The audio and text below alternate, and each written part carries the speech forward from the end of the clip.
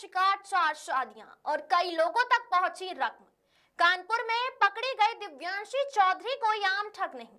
ये वो लुटेरी दुल्हन है जिसने प्यार, शादी, कानून तीनों को अपना हथियार बना रखा था।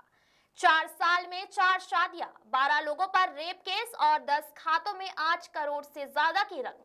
इतना बड़ा जाल कि उसके धागे कहां तक हो सकते हैं, इसकी जांच पुलिस अभी भी कर रही है। यूपी के कानपुर से हैरान कर देने वाला मामला सामने आया है, जहां लुटेरी दुल्हन का पर्दाफाश हुआ है। इस लुटेरी दुल्हन ने 2 बैंक अधिकारियों, 3 सरकारी कर्मचारियों और 2 दरोगाओं समेत 12 से अधिक लोगों को अपने जाल में फंसाकर करोड़ों रुपए ऐंठे हैं।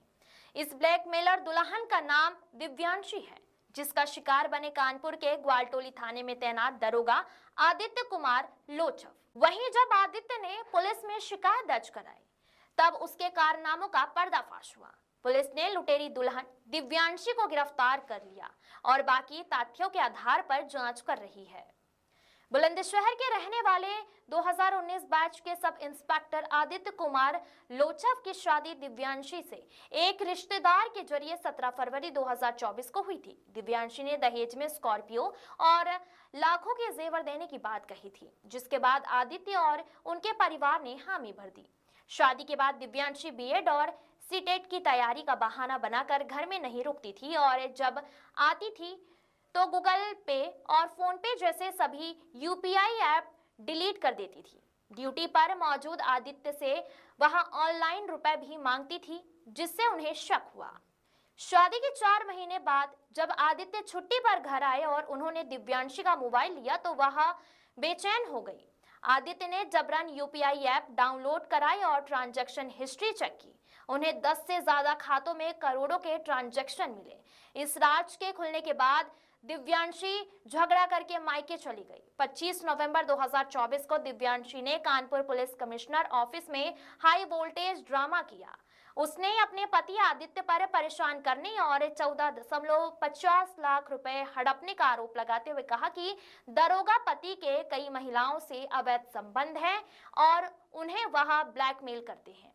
इस दौरान उसने दरोगा से समझौते के नाम पर 1 करोड़ रुपए की मांग की। दरोगा आदित्य के साथ हुए इस हैरेसमेंट का अंदाजा इस बात से लगाया जा सकता है कि उन्होंने 2 बार सुसाइड करने का भी प्रयास किया था।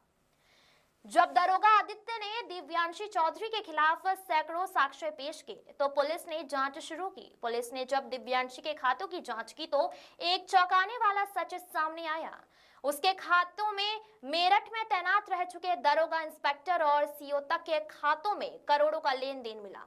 पुलिस ने पाया कि दिव्यांशी के इस ब्लैकमेलिंग गैंग में कई पुलिसकर्मी भी शामिल हैं, जो उसके पकड़े जाने के बाद दरोगा आदित्य पर लगातार समझौते का दबाव बना रहे थे। आदित्य के साक्ष्यों से यह साबित हो गया कि दिव्यांशी एक शातिर ब्लैकमेलर है, जिसने फर्जी रेप केस और झूठी एफआईआर के जरिए कई लोगों को अपना शिकार बनाया है। सोमवार देर रात दिव्यांशी चौधरी को गिरफ्तार कर लिया गया।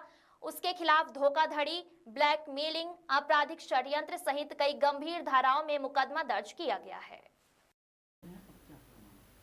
ये देखिए, एक मुकदमा लिखा गया था और पिछले महीने में इनके मुकदमे लिखे गए थे। जिस सब इंस्पेक्टर ने मुकदमा लिखाया है उससे भी मेरी बात हुई, विवेचना इसकी हो रही थी। उसका आरोप था कि मेरे से उसकी ये चौथी शादी थी। मुझे डाउट हुआ शादी के बाद कि इसके व्यवहार में, बाकी चीज़ों में, तो मैंने इसके अकाउंट को चेक किया था। अकाउंट में पैसे वगैरह निकले, काफ़ी पैसे हैं, करोड़ों में पैसे हैं। डिटेल जब बात हुई तो इसको ब्लैकमेल किया जाने लगा और डिटेल जब इसकी हुई तो इसके खिलाफ मुकदमा लिखा गया मेरठ में।